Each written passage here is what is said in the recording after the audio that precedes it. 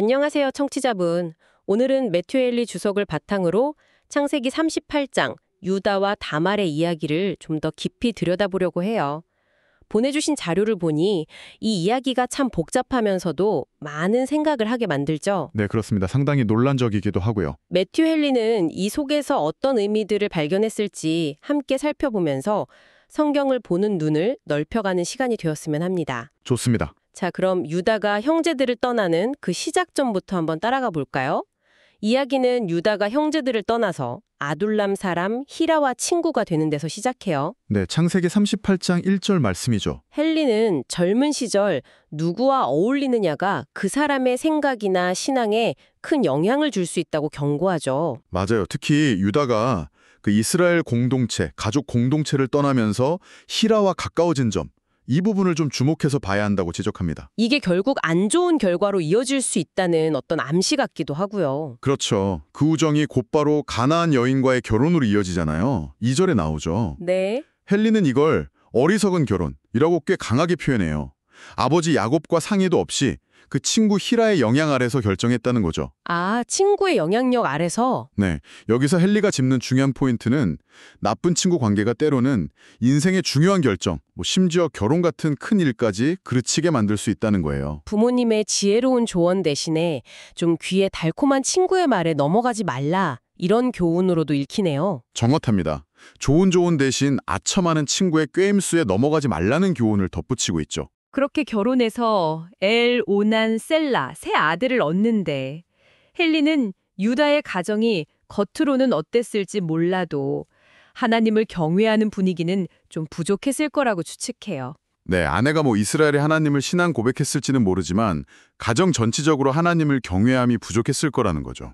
그리고 유다 자신이 너무 이른 나이에 결혼했고 또 아들들도 너무 일찍 결혼시킨 것이 문제의 씨앗이 되었다, 이렇게 보고요. 그렇죠. 첫째 아들 엘은 창세기 38장 7절에 보면 여호와 목전에서 악했다고 딱 기록되어 있어요. 네, 아주 명확하게 나와 있죠.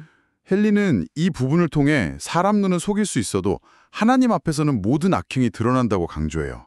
숨길 수 없다는 거군요. 네. 그리고 때로는 하나님께서 악한 자를 즉각적으로 심판하신다는 걸 보여주는 사례로 이걸 들죠. 엘이 결국 하나님께 죽임을 당하는 결과가 그걸 명확히 보여주고요. 다음은 둘째 아들 오난인데 당시에는 형이 자식 없이 죽으면 동생이 형수와 결혼해서 대를 이어주는 계대 결혼이라는 관습이 있었잖아요. 네, 있었죠. 오난도 이 관습에 따라 형수 다말과 결혼했지만 자기 의무를 다하지 않아요. 창세기 38장 9절에 나오는 그 내용이죠. 헨리는 오난의 죄를 정말 심각하게 봐요. 이게 단순히 의무를 저버린 수준이 아니라는 거예요. 아, 그 이상이라는 건가요? 훨씬 그 이상이죠.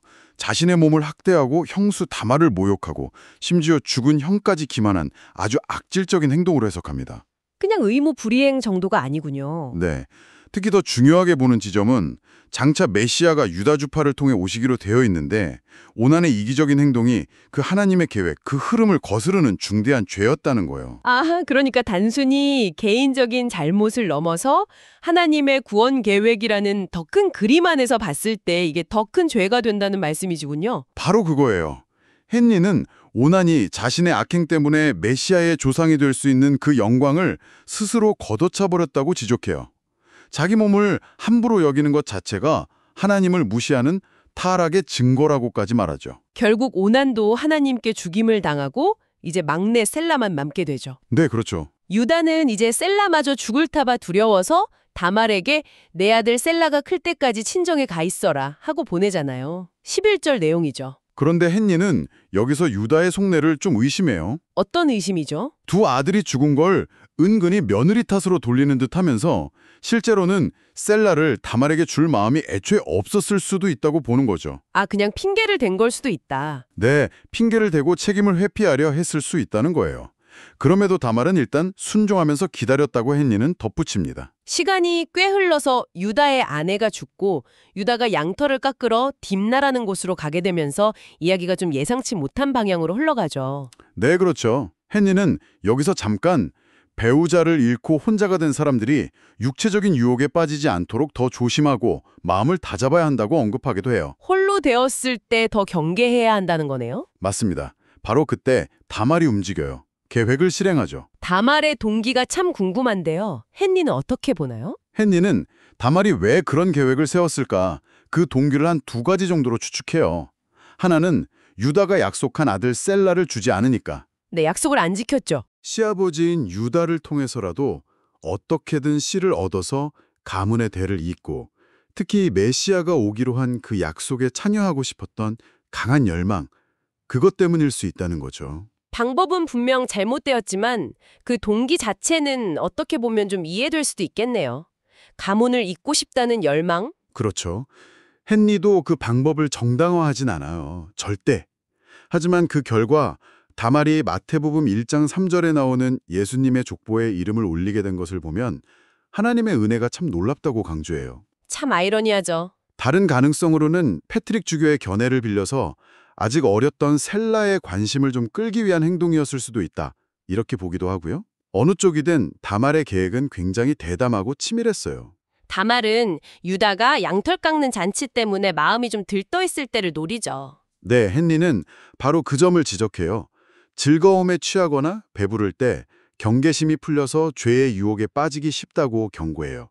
잔치 분위기 속에서 판단력이 흐려질 수 있다는 거죠. 마음이 해이해지기 쉬우니까요. 그래서 다말은 창세기 38장 14절처럼 얼굴을 가리고 길가에 앉아 유다를 기다려요. 당시 창녀들이 그렇게 얼굴을 가렸을 수 있다고 추정하면서 디도서 2장 5절에 나오는 정숙한 여인의 모습과 대조시키기도 하죠. 부끄러움을 가리려는 행동이 오히려 그 신분을 드러내는 표식이 되었을 수도 있겠네요. 그런 해석도 가능하죠. 그리고 유다는 결국 며느리인 줄 전혀 모르고 유혹에 넘어가죠. 15절이죠. 네, 헨리는 여기서 죄가 보는 것에서 시작된다는 점을 강조해요. 유다가 그를 보았다는 그 구절을 통해서 눈을 지키지 않으면 마음이 더러워질 수 있으니 경계해야 한다고요. 맞습니다. 눈으로 보는 것이 마음의 오염으로 이어진다는 거죠. 유혹에 빠진 유다는 대가로 염소 새끼를 약속하고 당장 줄 수 없으니까 담보물에 맡기잖아요. 네, 그 유명한 담보물들. 바로 자신의 도장과 끈 그리고 지팡이. 헨리는 이 장면에서 유다의 어리석음을 아주 강하게 지적해요. 한순간의 욕망 때문에 자신의 신분을 증명하는 그 귀한 물건들을 너무 쉽게 내어준다는 거죠. 정말 중요한 물건들이잖아요, 당시에는. 그렇죠. 신분증 같은 건데. 헨리는 그 대가가 한 여성의 존조나 명예에 비하면 얼마나 하찮은 것이냐고 반문하면서 영혼의 순결이나 양심의 평화는 세상 어떤 것으로도 살 수 없다고 강조해요. 욕망이 이성을 마비시킨다는 말이 딱 맞네요. 네, 욕망이 얼마나 사람의 이성을 마비시키는지 이 유다의 모습을 통해 여실히 보여주는 대목이죠. 나중에 유다가 친구 히라를 통해 염소 새끼를 보내고 담보물을 찾으려 하지만 다말은 이미 사라진 뒤였죠. 네, 헨리는 그 친구 히라를 악행을 돕는 친구일 수도 있다고 봐요. 여튼 보내지만 다말은 없고 그곳 사람들은 거기에는 창녀가 없었다고 말하죠. 21절, 22절 내용입니다. 헨리는 여기서 이 죄가 어디서든 부끄러운 일임을 다시 한번 보여준다고 말하고요. 그렇죠. 결국 유다는 담보물을 찾지 못하자 뭐라고 말하냐면 그냥 그 여자가 가지게 둬라. 우리가 망신당할까 두렵다라고 말하며 포기해요. 23절이죠. 아, 이 말이 핵심이네요. 네, 이게 핵심이죠. 헨리는 유다가 죄 자체의 심각성보다 그 죄가 드러나서 자기 평판이 깎이는 것을 훨씬 더 두려워했다고 아주 날카롭게 지적해요. 하나님 앞에서의 죄책감보다 사람들의 시선을 더 의식하는 모습. 바로 그 인간의 위선을 꼬집는 거죠. 정말 인간적인 모습이네요. 그러다 석 달쯤 뒤에 다말이 임실했다는 소식이 유다에게 전해지죠. 24절에요. 네, 그러자 유다는 가문의 수장으로서 엄청나게 분노해요. 그를 끌어내서 불태워라라고 명령하죠.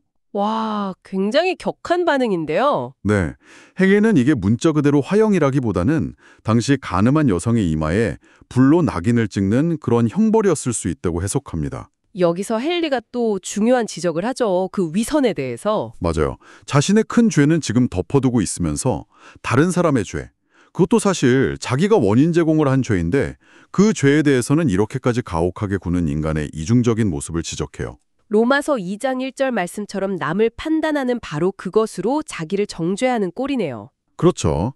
헨리는 더 나아가서 혹시 유다의 이 극단적인 분노가 자신이 셀라를 주지하는 그 잘못을 감추려는 위선적인 행동은 아니었을까?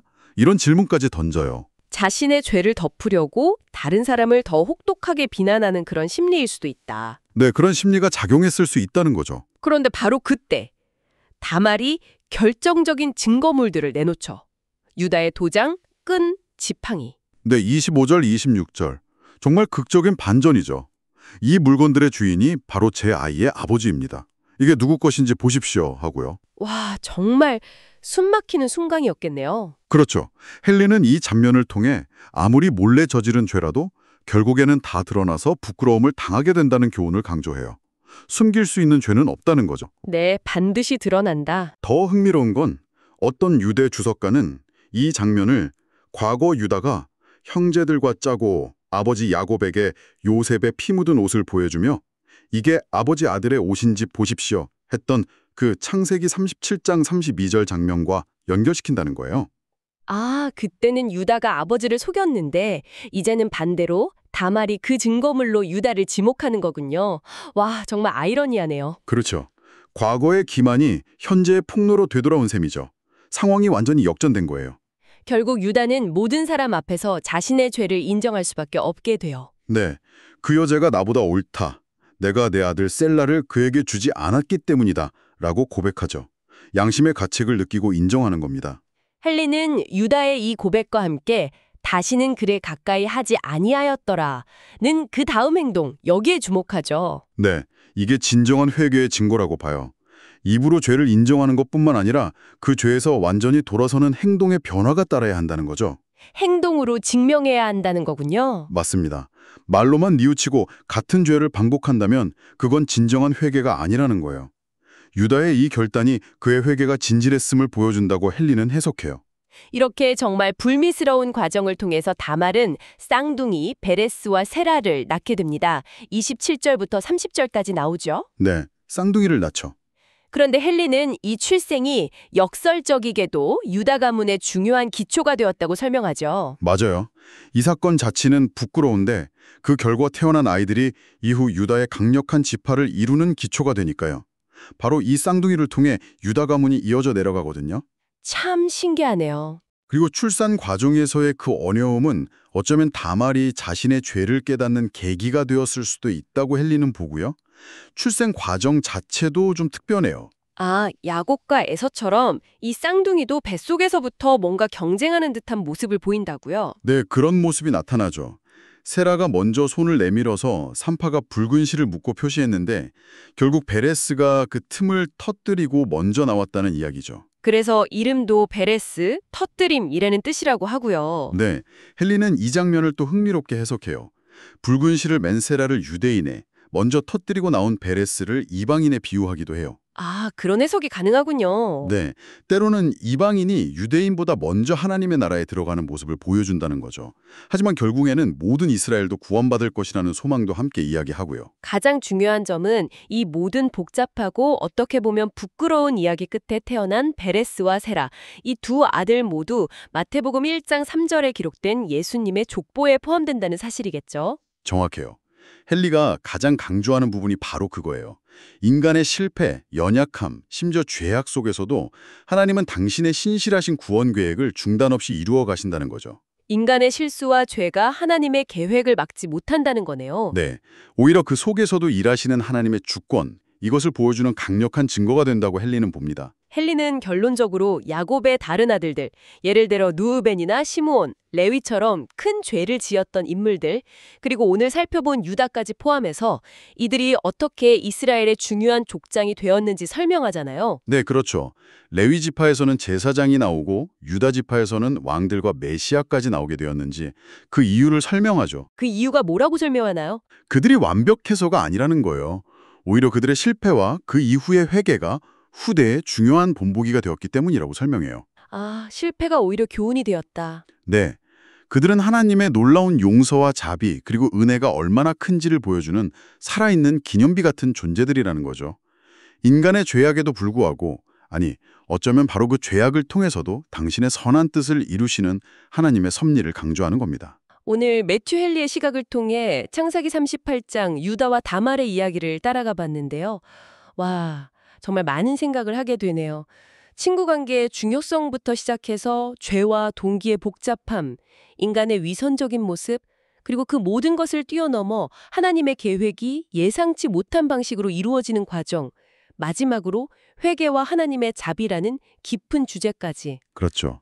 헨리는 유다 가문의 시작이 이렇게 흙많고 부끄러웠음에도 불구하고 하나님의 구원 역사가 어떻게 신실하게 이어지는지를 정말 설득력 있게 보여주고 있어요. 네, 맞아요. 오늘 이야기를 들으신 청취자분께서는 인간의 연약함과 실패 속에서도 멈추지 않고 일하시는 하나님의 주권과 은혜에 대해 어떤 새로운 질문을 품게 되셨나요? 그 질문을 안고 계속해서 말씀을 알아가는 여정이 되시면 참 좋겠습니다. 네, 그러길 바랍니다. 오늘 저희와 함께 이 깊이 있는 이야기에 동참해 주셔서 감사합니다.